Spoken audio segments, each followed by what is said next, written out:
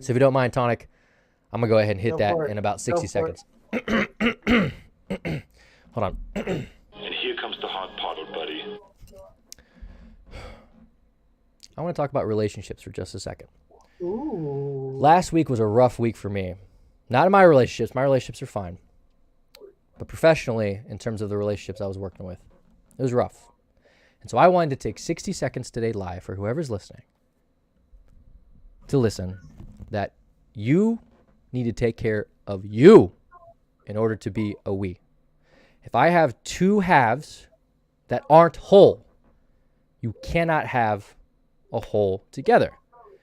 And we are so busy bickering, blaming, and scoreboard keeping with the other instead of doing those exact same things to ourselves. And I can't, it annoys me. I try to understand where people are coming from, and for the most part, I do just fine with that.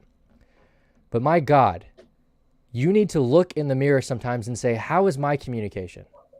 How hard am I working on myself?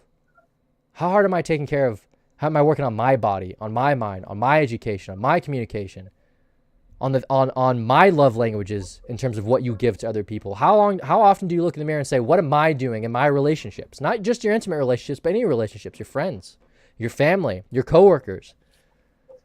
We are just so preoccupied with what everybody else is doing in our relationships, encompassing all types of relationships, that we never stop to think about what we are doing. And it drives me up the wall. If more people cared about me, actually, instead of we would be more successful. You need to care about you, and you need to be selfish from time to time. And that means being critical of self sometimes too. So that was my rapid fire rant of relationships. It drives me up the wall when I see people not taking care of their own business and then blaming other people for doing the same. Doesn't make any sense. That's my rapid fire rant. Thanks for listening.